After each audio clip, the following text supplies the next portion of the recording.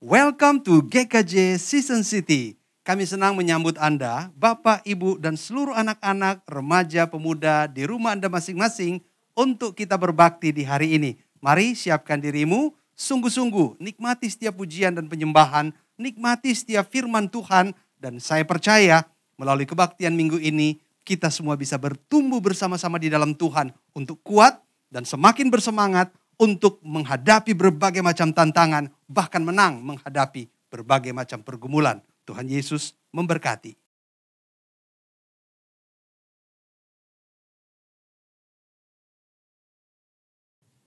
Shalom Bapak Ibu yang dikasihi oleh Tuhan. Pada pagi ini kita boleh ketemu dalam ibadah. Kita bersyukur pada Tuhan untuk kebaikan Tuhan. Kita bersama-sama boleh menyembah Tuhan pada pagi ini. Mari kita siapkan hati dan pikiran kita. Kita akan mulai ibadah kita atas nama Allah Bapa, Putra, dan Roh Kudus. Amin. Tetapi Tuhan bersemayam untuk selama-lamanya. Taktanya didirikannya untuk menjalankan penghakiman. Dialah yang menghakimi dunia dengan keadilan dan mengadili bangsa-bangsa dengan kebenaran. Mari Bapak Ibu, kita menyembah Tuhan. Kita mau tinggikan nama Tuhan. Haleluya.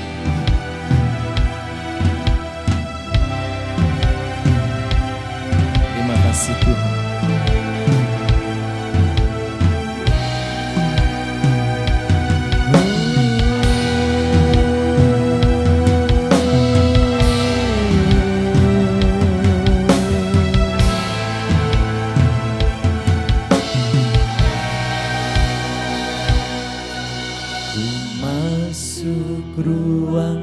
Maha Kudus dengan darah anak domba, ku masuk dengan hati tulus menyembah yang maha kuasa. Ku masuk Maha Kudus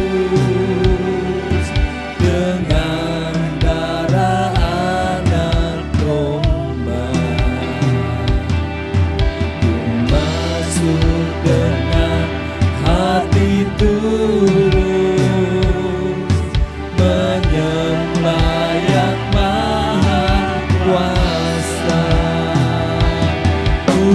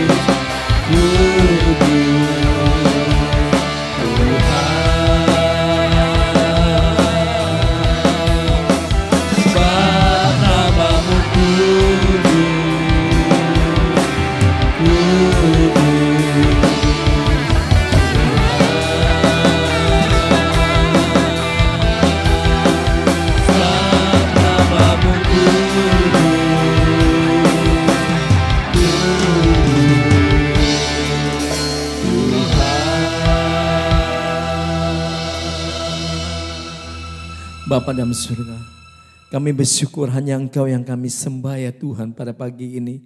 Kami inginkan ya Tuhan hidup kami menjadi penyembah-penyembah Engkau ya Tuhan. Engkau boleh melindungi setiap kami, Engkau boleh memimpin setiap kami. Sehingga pada pagi ini kami ingin selalu menyembah Engkau ya Tuhan. Dan kami bersyukur untuk penyertaan-Mu dalam hidup kami ya Tuhan. Kami pada pagi ini ya Tuhan, kami berserah dalam hidup kami dalam tangan kuasa-Mu. Kiranya hanya nama Engkau yang kami tinggikan. Terima kasih Tuhan, kami bersyukur demi nama Tuhan Yesus, nama yang ajaib dan kuasa. Kami berdoa. Amin. Mari Bapak Ibu yang terkasih, kita sama-sama bangkit berdiri. Kita mengikrarkan pengakuan iman rasuli pada pagi ini. Pengakuan iman rasuli.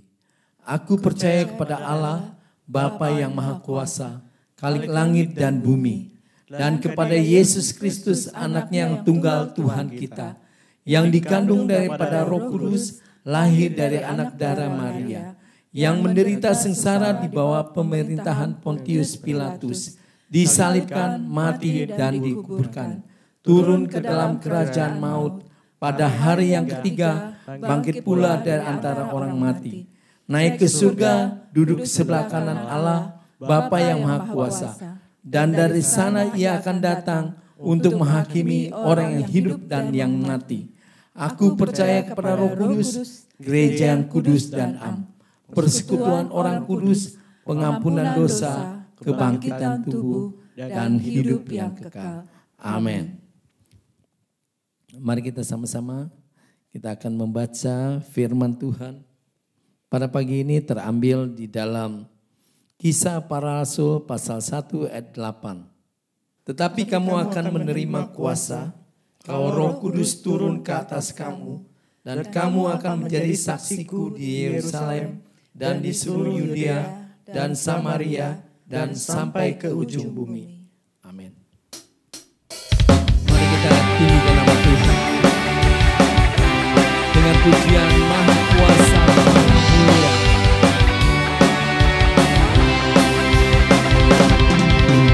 Tak terlukiskan kasih yang Kau berikan, karya termegah, tiada bandingannya. Dekap kasih-Mu, setia menjagaku, kan ku nyatakan bahwa Yesuslah Tuhan.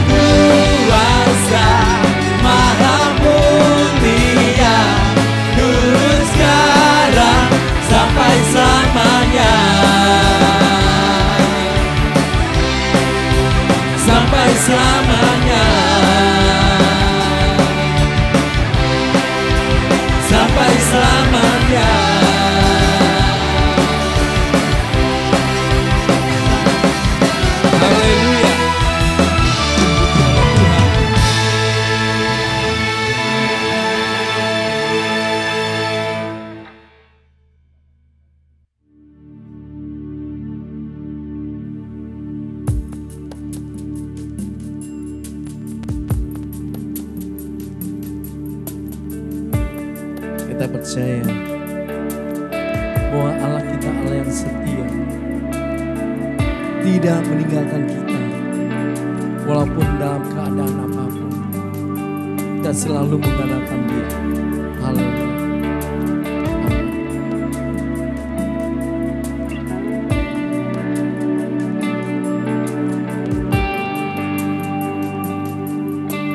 Bapa Kau setia,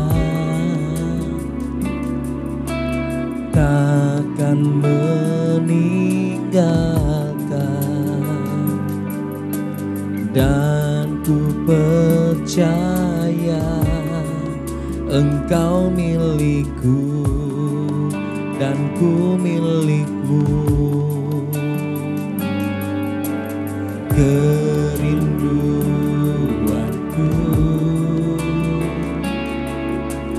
tinggikan namamu, karena ku tahu Engkau dalamku dan ku dalammu. Ubah hatiku seputih hatimu, setulus salibmu, kasihmu Tuhan. Biar mataku seperti matamu, pancarkan kasihmu, ku mau jadi seperti-Mu.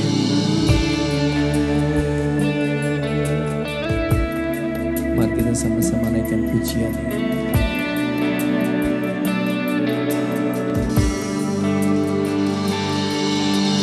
Bapa Kau setia, takkan meninggalkan, dan ku percaya Engkau milikku dan ku milikmu.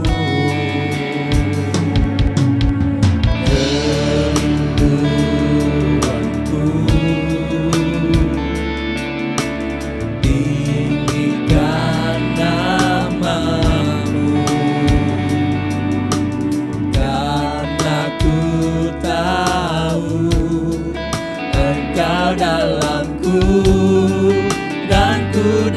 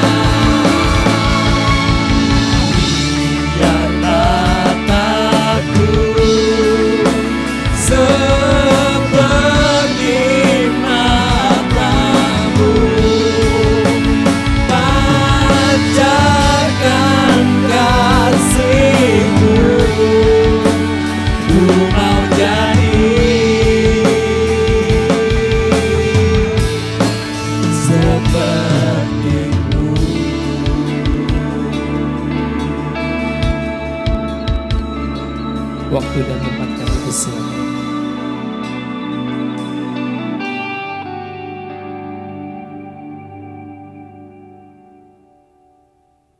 Saya Denny Gamadi. Kita baca bareng-bareng ya dari 2 Timotius pasal 1 ayat 1 sampai 10. Dari Paulus, Rasul Kristus Yesus oleh kehendak Allah untuk memberitakan janji tentang hidup dalam Kristus Yesus.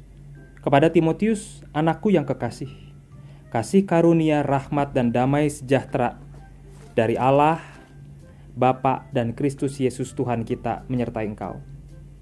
Aku mengucap syukur kepada Allah yang kulayani dengan hati murni, seperti yang dilakukan nenek moyangku. Dan selalu aku mengingat engkau dalam permohonanku, baik siang maupun malam. Dan apabila aku terkenang akan air matamu yang kau curahkan, aku ingin melihat engkau kembali, supaya penuhlah kesukaanku. Sebab aku teringat akan imanmu yang tulus ikhlas. Itu iman yang pertama-tama hidup di dalam nenekmu Lois dan di dalam ibumu Eunike.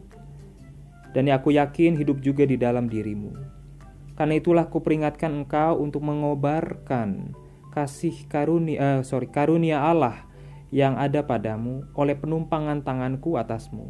Sebab Allah memberikan kepada kita bukan roh ketakutan, melainkan roh yang membangkitkan kekuatan, kasih, dan ketertiban.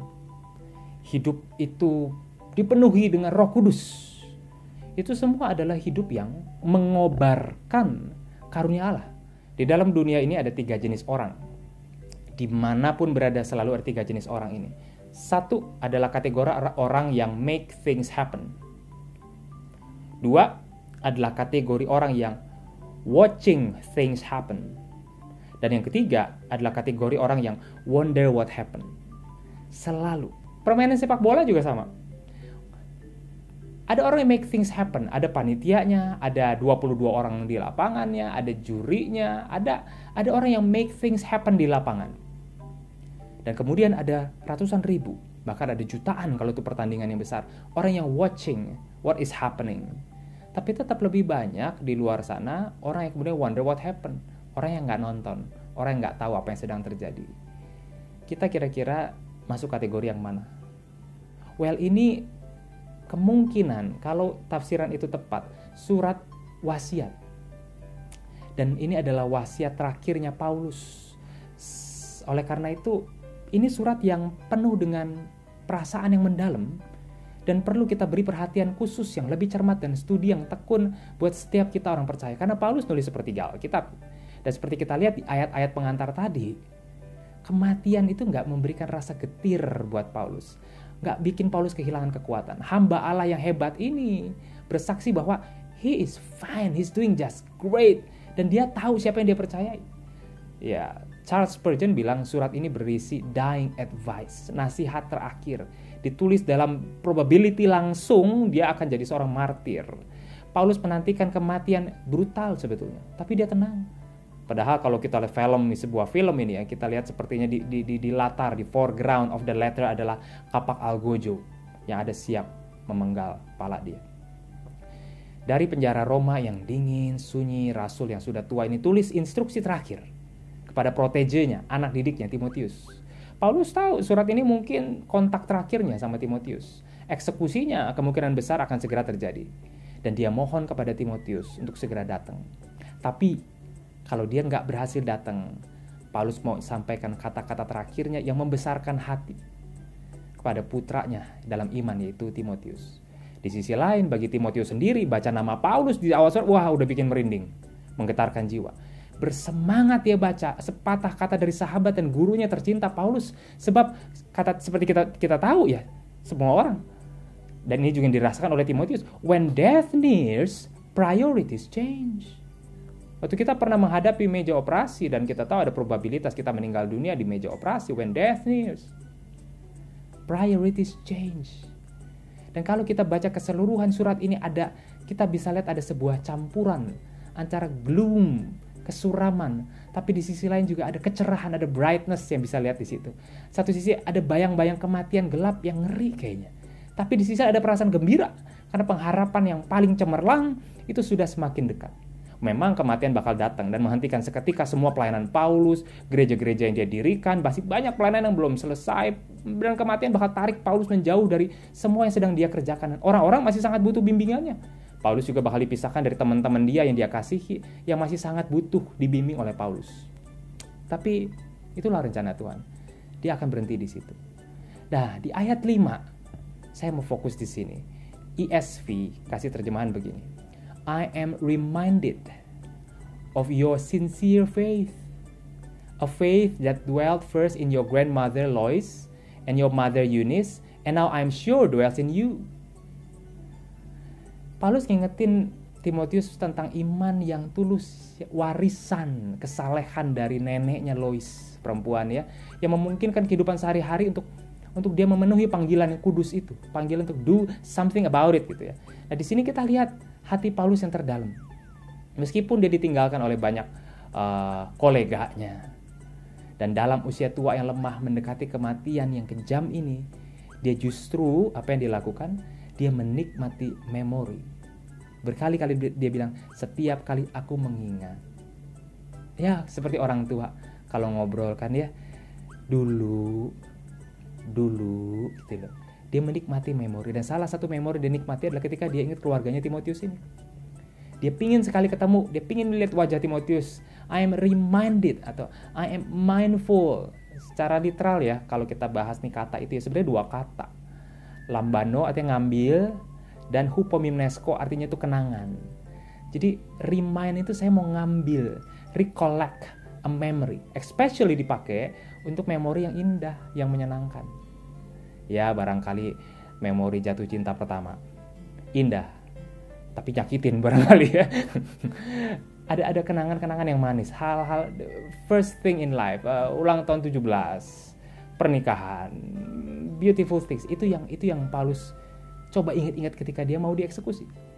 Dan sebetulnya Paulus punya segala alasan untuk joining the pity party at the moment. Di dalam sel isolasinya mengasihani diri, sedih dan marah-marah dan mengeluh di hari tuanya. Tapi enggak, dia berulang-ulang menekankan, dia mengenang good things, terutama tentang Timotius. Dan dia masih sempat memuji imannya Timotius yang sincere, anupokritos, enggak ada genuine, tulus, enggak ada topeng-topengan gitu loh. Plek kayak gitu aja, apa adanya. Dan kata ini anupokritos itu yang artinya tidak munafik atau tulus ini, seringkali perjanjian baru itu ditukar, dimodify, diartikan love, kasih. Jadi iman yang penuh kasih, anupokritos, apa adanya, polos, tulus seperti aktif, love. Jadi imannya itu bukan cuma topeng, bukan cuma wacana, bukan cuma pengetahuan, tapi sebuah tindakan aktif seperti cinta. Nah ayat 6, 2 Timotius 1 ayat 6 ESV bilang begini. For this reason, I remind you to fan into flame the gift of God which is in you through the laying of my hands.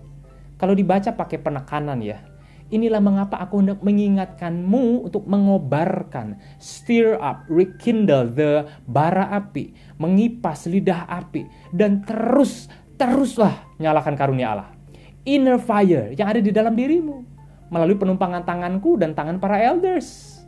Hidupin lagi, kipas. Nah, makna figuratif dari mengobarkan ini satu, stir up, seperti orang ngaduk bubuk yang udah di dalam gelas tapi mengendap karena dibiarin terlalu lama.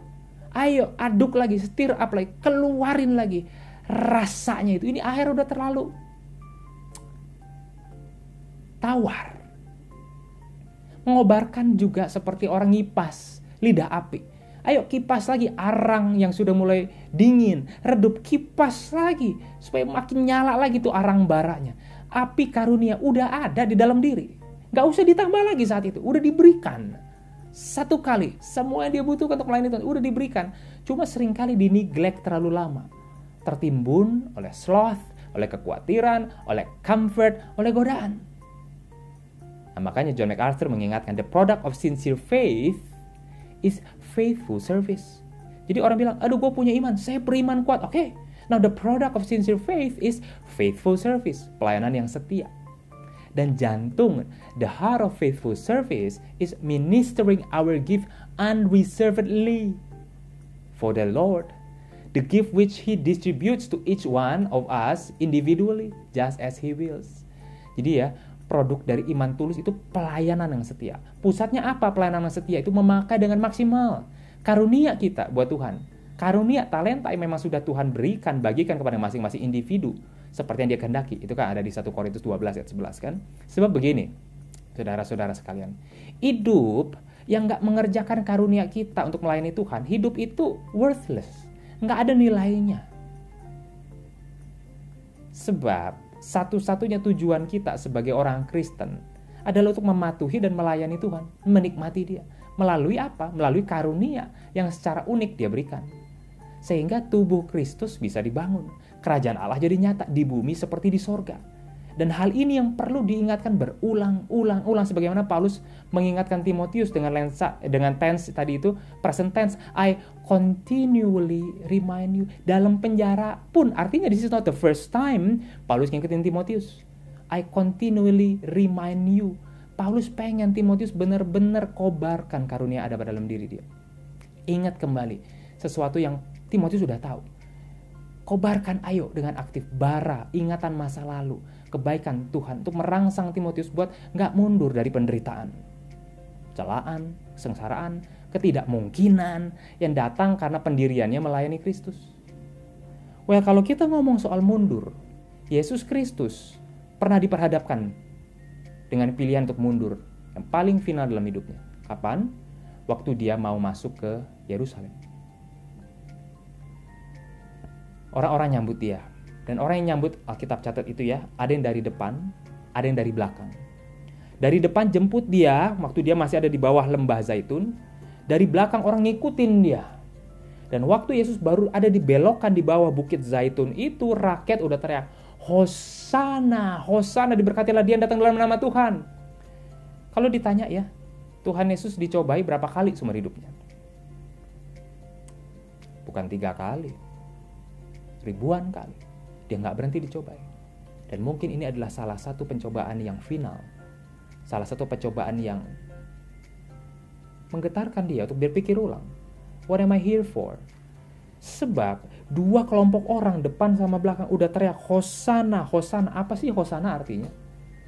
Hosana itu artinya bukan sebuah pujian kalau lebih literal. Tapi dari etimologinya artinya save us. Deliver us, we pray, we beg. Dalam perjanjian lama selalu dipakai buat sebuah permohonan. Please, save us. Bayangin Mesias diteriakin sama rakyat, tolong selamatin kami. Mereka minta Yesus untuk jadi Mesias secara fisik. Menjungkir balikan Emporium Romanum. Dalam sekejap dia bisa teriak, malaikat, ubah saya transfigurasi seperti di atas bukit. Dengan tubuh kemuliaan seperti depan Elia dan Musa. Ubah semuanya jadi luar biasa. Ini rakyat-rakyat jelata, diubah jadi tentara. Ini keledai, ubah jadi mobil tank. Bisa dong. Dan orang teriak depan, belakang, kanan, kiri. Itu tensanya itu ya, kayak setiap orang tuh ikut ngomong gitu loh. Berganti-gantian. Help us, deliver us, Jesus, help us, we beg you, please deliver us, we pray. Semua teriak. Di sisi lain ada seorang penulis yang bilang, ini semua perjalanan Yesus yang naik itu seperti sebuah parade orang miskin. Kenapa? 1, orang-orang rakyat itu lambai-lambaikan palem, bukan pedang. Yesus duduk di atas jubah, bukan pelana. Dia naik keledai, bukan kuda yang tinggi. Wah, kalau di Australia kalau lihat kuda kan tinggi bener, kita naik aja susah. Dan dia dikelilingi oleh orang-orang yang lebih mirip pengacau, bukan tentara yang hebat. Dan mereka teriak, ayo selamatin kami, selamatin kami. Kalau ada tentara Romawi di situ, ketawa mereka. Karena orang Roma, kalau menyambut seorang triumphus pulang, itu bawa jarahan. Dia nggak naik keledai, dia naik kuda yang paling kuat, paling tinggi. Orang-orang angkat pedangnya. Dan ada binatang-binatang di parade itu. Ada singa, ada beruang, ada gajah. Dan semua orang bersorak dengan pedang dan tubuhnya. Dan ada kereta-kereta kuda yang paling hebat di situ. That's a warrior. Jadi kalau ada orang Roma yang berjaga-jaga, which is pasti ada, mereka bakal ketawa. Segini doang Mesias kamu. Segini doang orang yang kamu harapin nyelamatin kamu. Come on. Ridiculous di mata mereka. Jadi ini sebuah godaan yang besar kan. Di satu sisi rakyat teriak save us, di sisi lain Roma bilang segini doang kekuatan raja kalian yang kalian tunggu ratusan tahun itu. Yesus di saat itu bisa memilih between kepuasan dia, yang kata Aristoteles setiap orang hidup ada akhirnya mencari autarkes kepuasan, atau faithful pada jalan yang dimana emang dia dipanggil, Via Dolorosa. Kemudian waktu dia mulai masuk ke dalam Yerusalem, dia bisa lihat full kota Yerusalem itu. Itu titik penentuan, what would Jesus do? Ya, akhirnya Yesus jawab permintaan rakyat itu, save us. Tapi dengan cara yang berbeda, dengan yang diharapkan oleh orang-orang Israel saat itu. Dia nolong mereka dengan kayu salib, mati, untuk menjawab permohonan mereka. Hosiana, save us, deliver us, dia jawab. Dan yang paling menarik, waktu Yesus sudah masuk, udah naik ke Yerusalem, dia bisa lihat dengan komplit di situ ya. Lukas 19 itu mencatat, ketika Yesus sudah di dalam Yerusalem, Yesus menangisinya. Lukas 19 ayat 41. Yesus menangisi Yerusalem. Gak tahan dia. Dan ini bukan tangisan yang penuh belas kasihan seperti zaman Lazarus meninggal. Tangisan yang getir sekali. Karena untuk orang-orang inilah dia bakal mati, tapi aduh kenapa kamu gak tahu sih kondisi kamu kayak apa. Yesus menangisinya. Dan semua dimulai dari situ. He is not coming back. Terus jalan. Meskipun tubuhnya hancur, meskipun jalan itu semakin lama semakin melelahkan dan mematikan, dia tidak mundur. Semua dimulai keputusan di bawah Bukit Zaitun. Akankah dia jadi rajanya yang menggeser Emporium Romanum, atau dia akan jadi seorang hamba yang menderita itu yang sudah dinubuatkan ratusan tahun sebelumnya. Dan dengan bukti Yesus menangisinya, kita tahu He is faithful to His core. Just be yourself. Because all Christians have the same boss, but different job desk. Job bos kita sama, job desknya beda. Makanya ada sebuah pantun ya, yang berkata begini. God builds His church with different stones. He makes each one belong. All shapes and sizes fit in place to make the structure strong. Beda, tapi disusun satu sama lain. So just be yourself. The unique you, the beauty you. Coba kita lihat sama-sama fotonya ya.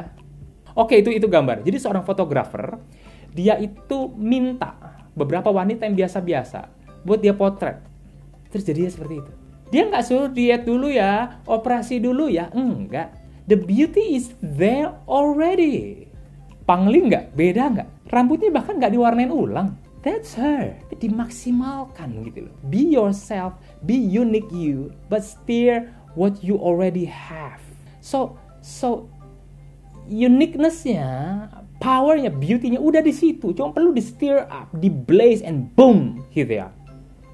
Just be yourself. 2. Kalahkan rasa takut. 2 Timotius 1 ayat 7 berkata, sebab Allah memberikan kepada kita bukan roh ketakutan, melainkan roh yang membangkitkan kekuatan, kasih, ketertiban. Orang yang menyembunyikan bakatnya itu seringkali berkata, saya takut. Seringkali api karunia dipadamkan oleh takut. Rasa takut masa lalu, nggak percaya diri, minder, rasa saya nggak sepintar dia, saya nggak sekaya dia, saya nggak punya banyak akses di masa kecil saya, takut masa lalu, takut karena masa kini, takut karena masa depan, takut akhirnya terbelenggu nggak bergerak. Ketakutan akan kata orang, takut gagal, takut penyakit, takut mati, apapun ketakutan kita miliki, itu bukan dari Tuhan. Karena Tuhan tidak memberikan kita roh seperti itu. Itu saya mulai ministry saya yang baru. Cuman satu yang menahan kaki untuk bergerak, yaitu takut. Why? Because I don't have all the resource I need. Saya bangun studio, bangun jejaring, I don't have any resource. Bahkan waktu saya mau bangun studio, saya nggak punya spesial uang pun. Kenapa? Karena uang saya habis. Bayar uang sekolah. Itu saya sekolah doktoral, itu saya habis-habisan sampai pinjam uang ke keluarga. Mahal. Tapi Tuhan kasih satu hati waktu itu, ayo bangun tempat. If I call you to preach, preach. Aku bilang nggak mau Tuhan. Preaching tuh dekat sama dosa. Dosa apa? Dosa narsis. Dosa ngerasa look at me man, look at me gitu loh. Nggak mau. Tapi satu kali saya juga nangis. Waktu saya ingat Tuhan manggil saya untuk khotbah kepada orang yang broken. Khotbah tentang indahnya Injil pada orang-orang yang rejected. Hope to the hopeless. Dan kelimpahan kepada orang yang menderita. Dan Tuhan bilang, ayo bangun. Bangun tempatnya. You want to preach? You need the infrastructure. Bangun. Tapi saya nggak bisa bangun Tuhan. Saya nggak punya apa-apa. Tapi keajaiban demi keajaiban terjadi. Satu keajaiban. Teman saya di Australia. Tuh ngobrol-ngobrol sama saya. Dia transfer 500 Australian dollar. You know, 500 Australian dollar itu nggak bisa ngebangun atau ngebeli kamera yang cukup untuk syuting. Tapi itu ngunci saya. Saya nggak bisa mundur dan bilang, bro, visi Tuhannya berubah bro. Tuhan suruh yang lain. Jadi uangnya saya transfer balik ya bro. Atau boleh saya simpen bro gitu. Nggak bisa. Malu dong. Nggak bisa mundur. Saya maju. Saya hubungin teman saya kontraktor. Saya bilang, kok saya mau bangun nih studio gini-gini. Saya mau nanya kok, kalau budget saya sebulan 4,5 juta, bisa ngebangun nggak? Oh bisa, dia bilang. Seneng saya dengar gitu. Saya tanya lagi second opinion, teman saya yang kontraktor juga. Bro, kalau gue bangun studio kayak gini-gini speknya demikian, 4,5 juta sebulan, bisa nggak? Dia bilang, Den, 4,5 juta bayar tukang aja kurang. Iya sih, terus saya hitung jumlahnya harian dan bla bla bla, kurang, nggak bisa. Nggak mungkin. Berkali-kali saya mau mundur. Kenapa? Karena takut. Ngebangun gimana? Nggak bisa, nggak punya. Ya iya kalau saya keluarganya kaya raya, keluarga sultan. Tinggal dibikin segala macam. Tolong pinjam uang buat kerajaan Allah. Ketakutan itu jadi tembok terbesar. Setelah proses itu dimulai. Nggak pernah sehari pun saya bilang ke tukang, Kang, pulang gi kalian. Saya nggak punya duit buat bayar kamu. Break dulu ya. Nggak pernah. Pernah tukang bilang, Pak, mesti beli cat. Cat itu satu pail, 700 ribu. Pail bahasa kita, bahasa tukang ya. Satu pile sebenarnya kan, tapi pail di Indonesia bilangnya. 700 ribu. Dan saya nggak punya uang itu. Ya Tuhan lemes. Mau beli cat aja nggak bisa. And you know what? Di hari yang sama kayak Tuhan tuh kayak ngomong, Den, kamu tenang. Ntar hari Senin juga kamu bisa bawa kok cat ke proyek. Ya udah saya tenang. Bener loh, tuh hari Jumat si tukang minta. Sabtunya ada teman saya transfer 600 ribu rupiah. Dan digabung dengan uang yang saya punya. Saya beli cat. Dan teman-teman tahu, Bapak Ibu tahu, teman saya lagi mau nikah. Meaning, dia harusnya lagi sangat egois. Dia harusnya lagi sangat stres. Dia butuh all the resources for himself. Dia kasih saya 600 ribu. Saya nggak ngomong, saya nggak share, saya nggak apa, tiba-tiba dia transfer aja. Dan saya beli satu cat itu hari Senin. Bang, lanjut lagi. Berkali-kali ngadepin masalah. Susah bayar ini, susah bayar. Tapi nggak pernah sekalipun saya bilang, tukang pulang kalian. Saya nggak punya uang, nggak pernah. Fear menghambat kaki kita. Tapi fear jadi tempat yang paling aman. Karena kita bisa melompat ke pelukan Bapa. Tanpa fear kita nggak butuh iman. Tanpa fear kita nggak butuh pertolongan Tuhan. Tapi waktu kita benar takut dan kita cuma bisa bilang, Tuhan, it is only you that I have. No one else. Disitulah semuanya jadi indah. So gimana mata kita bisa kering? Itu kita lihat keadaan. When we see your Jerusalem, my Jerusalem, we wept. Waktu kita takut nabrak tembok dan Tuhan bukain jalan, saya mau bilang begini. Itu kita menyambut visi Tuhan. Tuhan buka pintu selebar-lebarnya. Saya dengar cerita orang lain. Banyak cerita di waktu saya butuh encouragement. Saya dengar cerita orang lain. Tuhan bukan terlalu ajaib sampai saya percaya benar. Itu kita nyambut visi Tuhan. Tuhan bukain jalan selebar-lebarnya. Dan itu jadi jalan yang beautiful. Karena kita mampu, karena kita sanggup. Just because we stir up the flame.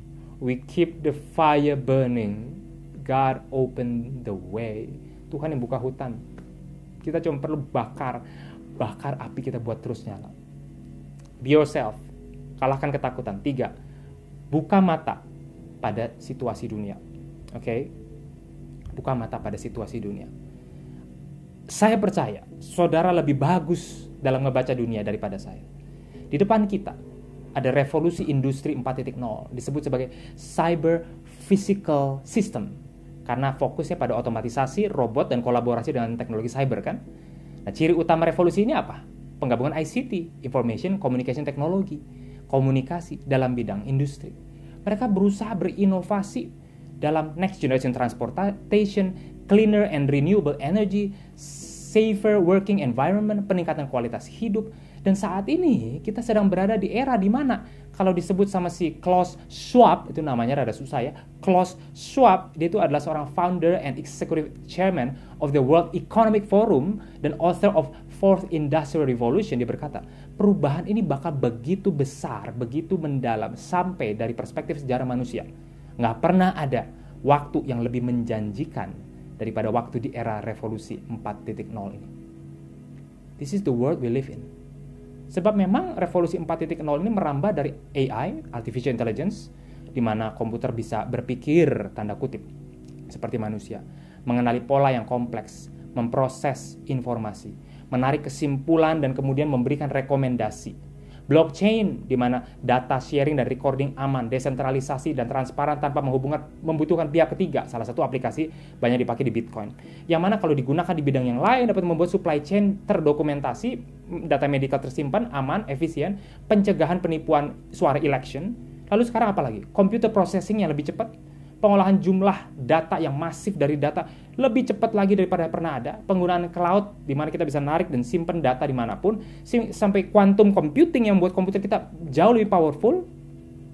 VR, oh senang sekali kalau kita sekarang lagi kayak gini pakai VR ya, saya bisa lihat semua orang dan saudara-saudara bisa lihat saya. AR, augmented reality, gabungan VR dengan dunia fisikal, pengalaman digital immersive yang bikin simulasi dunia nyata.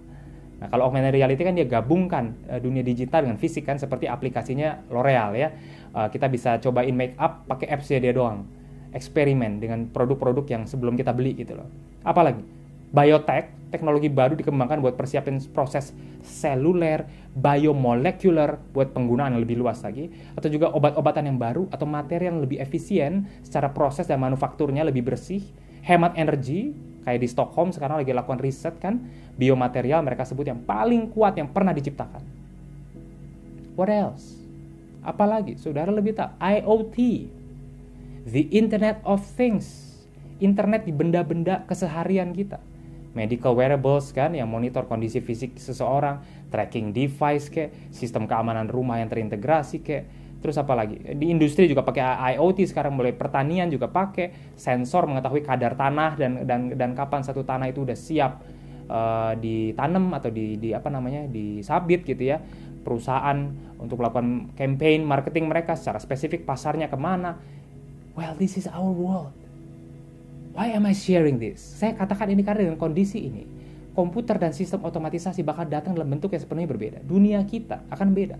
Robot akan terkoneksi dengan sistem yang lebih canggih, yang mengolah algoritma. Sampai akhirnya, operator manusia campur tangannya makin sedikit. AI kuasai workplace in the near future. Proses otomatisasi menggantikan pekerjaan manusia. Dan di saat itu, emotional intelligence, kreativitas, critical thinking bakal lebih dibutuhkan. Zvika Krieger, dia adalah seorang co-leader dari World Economic Forum, Center for the Fourth Industrial Revolution, berkata, kejutan demi kejutan bakal datang di depan pintu kita. Inovasi yang baru akan menggantikan yang lama. Skill baru akan menggantikan orang lama. It will be dangerous and risky, but it will be innovative and rewarding when it works. Ya itulah perubahan kita. Well, kalau kita bilang, it is Silicon Valley after all. If you're not creating problems, you're not innovating enough.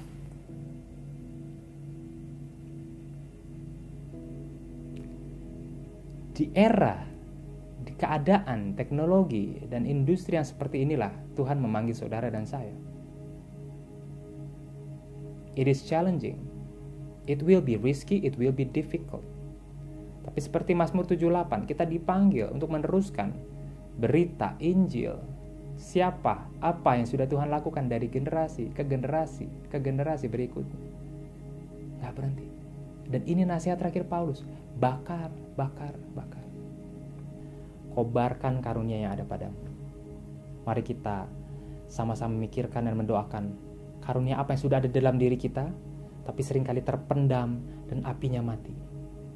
Dibakar, aku bergelora lagi untuk mengerjakan panggilan Tuhan. Kita doa sama-sama.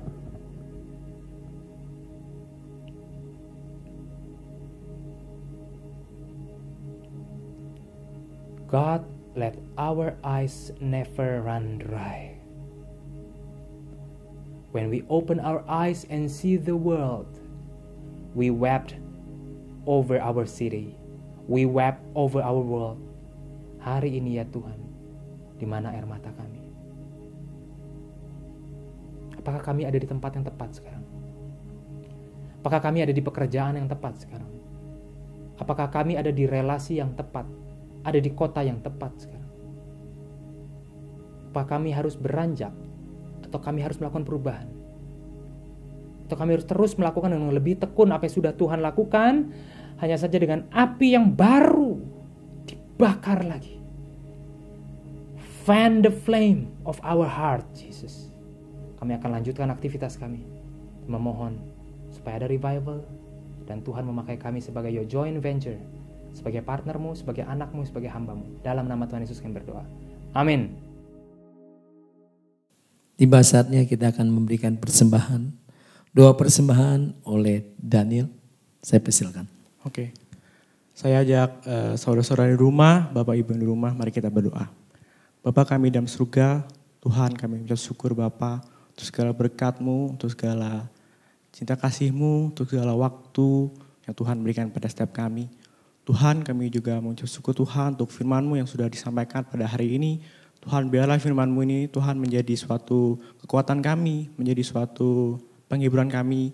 Tuhan, sebenarnya kami akan memberikan persembahan, Tuhan tolong sucikan, kuduskan, Tuhan tolong layakkan persembahan kami, supaya persembahan ini boleh memperluas kerjaan-Mu di sini Bapak. Tuhan, kami serahkan sembahan tangan-Mu, dan nama Tuhan Yesus kami berdoa. Amin.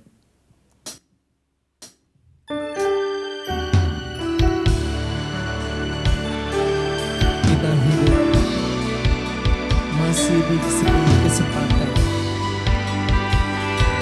Selama nafas kita masih ada, kita mau memuliakan Tuhan dengan yang apa ada pada kita.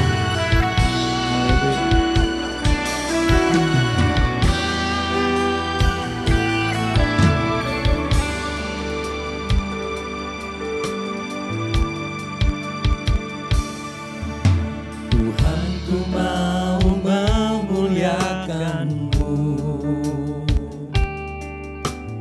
Ku rindu bermazmur untuk-Mu.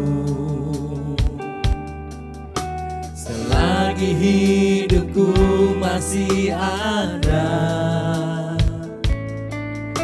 selama nafasku masih berhembus, ku sembah Kau Tuhan, tinggikan nama-Mu, segala pujian hanyalah untuk-Mu. Ku bersyukur selalu atas anugerah-Mu, di sepanjang hidupku ku mau memuliakan-Mu.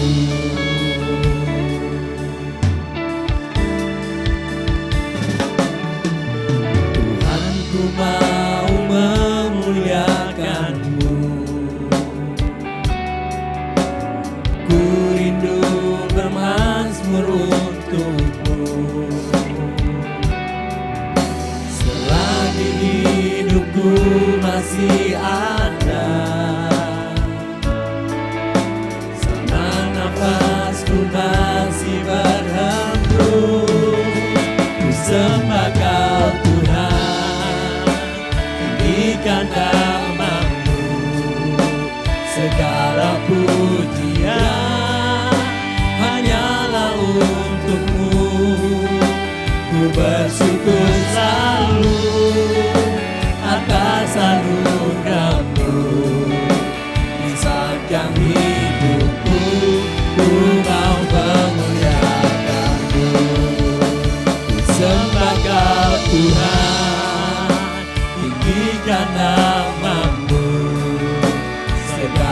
pujian hanyalah untukmu. Ku bersyukur selalu atas anugerah-Mu. Di sepanjang hidupku ku mau memuliakan-Mu.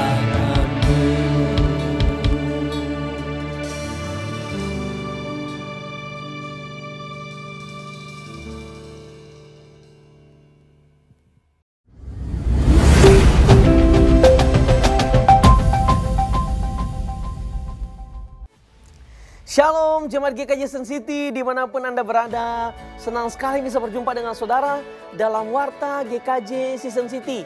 Bersama saya Guru Injil Russo Martins. Mari kita simak warta berikut ini. Hai teman-teman kaum muda dimanapun kamu berada. Let's join us di dalam persekutuan kaum muda. Kalau kamu seorang remaja, mari bergabung dalam Fellow Night on Air tiap Jumat malam pukul 8. Dan kalau kamu seorang pemuda profesional, ayo bergabung bersama kami tiap 2 minggu sekali di hari Minggu jam 5 sore dalam persekutuan Cool Youth. Mari bergabung karena kita butuh kekuatan di dalam komunitas yang saling membangun di tengah dunia yang sedang dilanda pandemi ini. God bless you.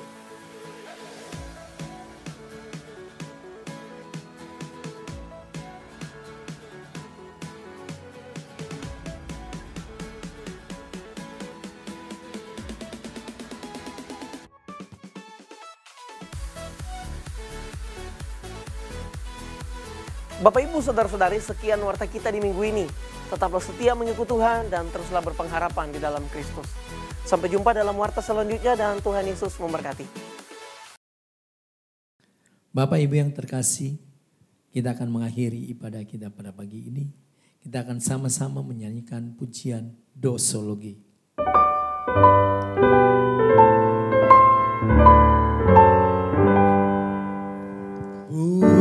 Puji Allah Bapa Putra, puji Allah Roh Kudus, ketiganya yang esa. Pohon selamat sumber berkat.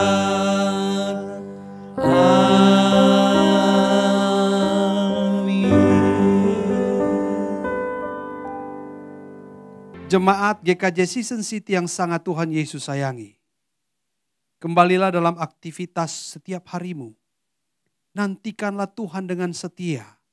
Tetap menjadi berkat, tetap menjadi terang dan kesaksian bagi banyak orang. Sehingga ketika kedatangannya kelak, kita kedapatan tak bercacat celah untuk berjumpa bersama-sama dengan Dia. Oleh sebab itu marilah kita mengarahkan hati kita, wajah kita, bahkan seluruh hidup kita, dan terimalah berkat daripada Tuhan.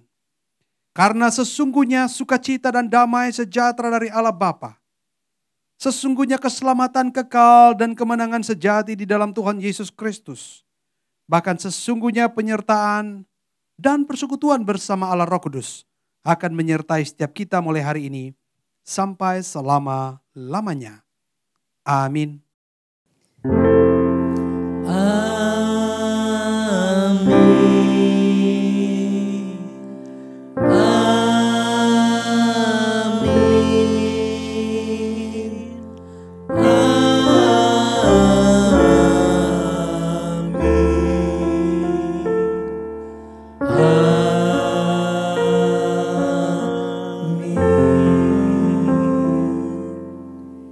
Ibadah selesai, saat teduh, Tuhan Yesus memberkati.